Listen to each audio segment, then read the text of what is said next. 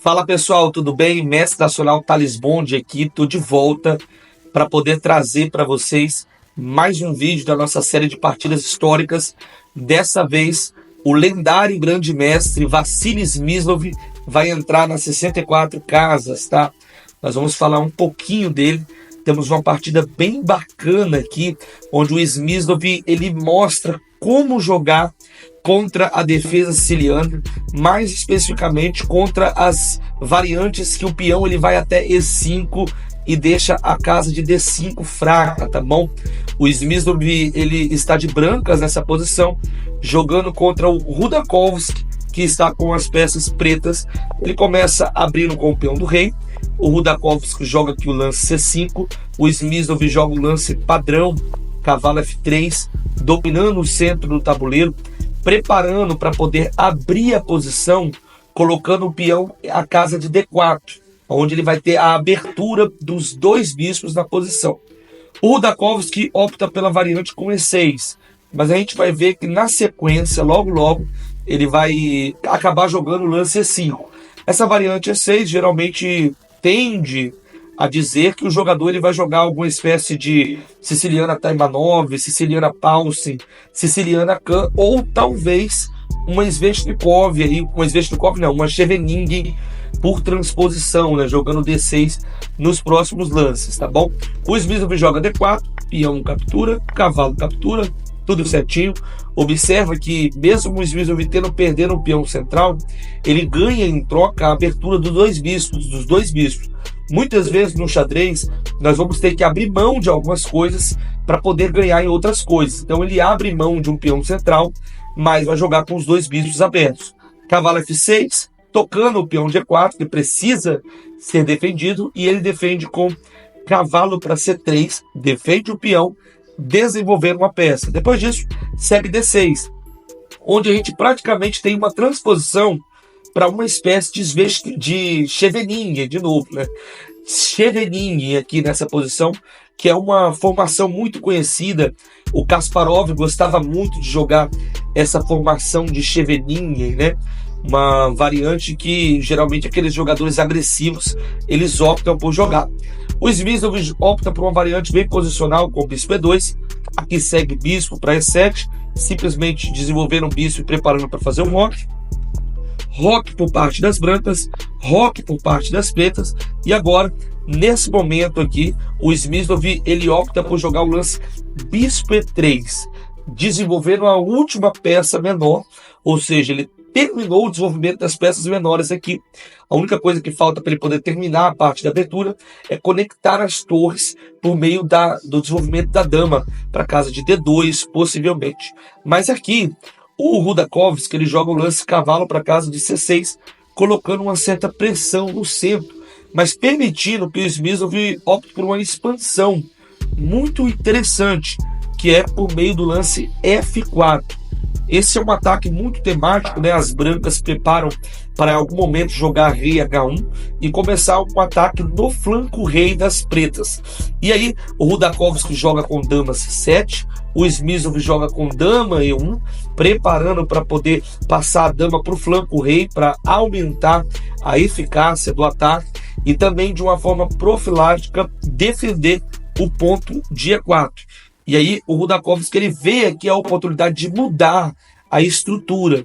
Só que essa mudança da estrutura, ela ficou muito conhecida para nós que estamos aprendendo, mas possivelmente ela não foi muito boa, tá? Ele joga cavalo captura, bispo captura e joga E5 agora. Observe que nessa posição o Rudakovsky ele dá para o Smyslov aqui um posto avançado, que é essa casa de D5. O que é um posto avançado? Um posto avançado é uma casa que não está defendida por peões. Então, não está defendida por nenhum peão e não tem a possibilidade de nenhum peão defender ela. Então, por exemplo, essa casa de D5, o cavalo ele entra aqui, não tem nenhum peão que pode expulsar ele dali. Então a gente chama de posto avançado. Tá bom? O Smyslov recua o bispo para a casa de E3, lembrando que o posto avançado é o que você deve procurar para o seu cavalo, tá? Geralmente são as melhores casas para os cavalos, são os postos avançados ali, tá bom? Bispo para a casa de E6, As pretas desenvolvem a última peça menor, mas dá às brancas a possibilidade de maximizar esse posto avançado e começar uma espécie de ideia de ataque no flanco rei por meio de F5. O jogador das pretas possivelmente contava com bispo C4. Só que depois de bispo captura C4 e dama captura C4, essa é uma das posições chaves. Por quê? O peão de D6 ele é um peão fraco. A casa de D5 ela é uma casa fraca para as pretas, né? Um posto avançado para as brancas. E a peça menor, mais especificamente o bispo de casas escuras das pretas, ele é um bispo mau. Geralmente, a gente tem que tentar levar posições que o nosso adversário fique com a peça ruim e nós consigamos ficar com a nossa peça boa. Nesse tipo de posição, onde esse bispo aqui ele está tão mal, existe um tema estratégico muito bonito e eu vou dar um tempinho para você, se você quiser parar para pensar, você pensar nessa posição que você jogaria, tá bom? Pensou? O lance estratégico aqui, ele é a ideia de eliminar o cavalo das pretas e deixar a peça ruim das negras no tabuleiro por meio de bispo G5. É claro que também o peão estava atacado, além disso defende o peão, né, com a dama, agora o peão que estava sendo atacado pelo cavalo e pela dama, tá bom? Então bispo G5 ameaçou o cavalo e a ideia do Smith vai simplesmente tomar o bispo pelo cavalo e jogar contra o bispo mau. Tanto que as pretas jogam torre de F8 e o Smith aqui joga o bonito, lindo, bispo por F6, bispo por F6, e a posição ela já é de vantagem das brancas. Estrategicamente o branco está muito melhor, porque ele tem um cavalo contra o bispo mau. As pretas ainda, além disso, possuem aqui nessa posição um peão atrasado, então com toda certeza a vantagem é das brancas. Mas o Smith ele encontra aqui mais um tema tático muito bacana nessa posição. O que você jogaria? Eu lhe pergunto. O Smith joga cavalo para casa de D5, sacrificando, entre aspas, tá, o peão de C2. Acontece que esse peão ele não pode ser capturado, porque se as pretas jogam dama, toma C2 agora, eu não jogo torre C1, tá, galera? Porque torre C1, ele captura esse peão, e quando eu dou o garfo aqui nas duas torres, as pretas capturam mais um peão. No momento que eu capturar uma das torres, vamos supor capturar essa, as pretas vão ter aqui 3 peões de compensação e a vantagem material está para o lado das pretas, né? Claro que eu acho que o branco ainda deve conservar algum tipo de vantagem, esses peões das pretas estão muito fracos. Mas melhor do que isso é, quando capturar, as brancas jogarem aqui o lance torre F2, que defende o ponto de B2.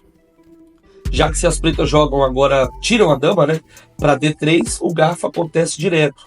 Se as pretas tiram a dama para casa de A4, o garfo acontece direto. E se as pretas tiram a dama, por exemplo, para casa de C4, agora nesse momento a gente pode jogar torre C2 e aí vai evitar uma perda material, né? Cavalo C7 e garfo aí de novo. O jogador das pretas, então, ele calculando isso, ele não captura. Ele joga nesse momento bispo D8. E aí o Smith joga C3 e segue agora uma posição de massacre, porque o Smith já tem vantagem posicional, cavalo superior ao bispo, tá? B5, peão para B3, atacando a dama, dama C5, rei H1, tira essa dama do cheque, torre para casa de C8, esse ponto de C2 ele já está defendido, ponto de C3, né?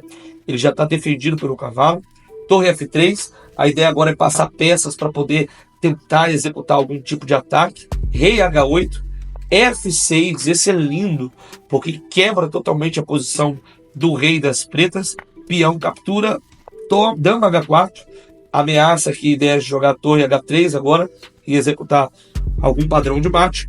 O preto ele tem que passar as peças para defender, torre para casa de G8, jogado aqui agora um lance para poder simplificar a posição. A vantagem já é das brancas, as brancas estão totalmente ganhas aqui, cavalo para casa de F6, capturando o peão, ameaçando o mate, tem que defender o mate, poderia capturar também, mas aí se captura, a posição ela vai ficar muito semelhante com dama captura, cheque, torre para cá e traz a torre para casa de G3, e aí o preto vai praticamente ter uma posição travada, em que ele não consegue mexer mais peça nenhuma. Eu posso tanto considerar avançar o peão de H aqui, para trazer algum problema para ele, quanto trazer a outra torre em algum momento, né? O preto fica praticamente sem lance ali. Então as pretas optam por defender o mate, mas mesmo assim agora a torre G3 traz essa ideia de desvio da torre, né? Se a torre captura, que a torre a gente executa o checkmate, e aí as pretas jogam agora bispo por F6, dama por F6, e por transposição a gente tem aquela posição que o Smith vai acabar ganhando rapidinho aqui, torre D1, torre para D1, D5, torre por G7, aqui está um exemplo, né? Torre por G7, e aí a partida aqui vai acabar rapidamente aí nos próximos lances. Olha que bacana a forma que o Smysl jogou contra a defesa siciliana. É uma forma muito posicional, como eu disse para vocês, contra as posições em que o peão vai para E5, a eficiência dela é muito grande, tá? Esse jogo posicional contra o peão fraco de D6 e a favor do posto avançado do cavalo na casa de D5. Se você gostou, deixa o like aqui nesse vídeo, compartilhe para os seus amigos, tá bom? Smysl, conhecido pelo seu jogo extremamente harmônico. Tchau, tchau e até o próximo vídeo, pessoal.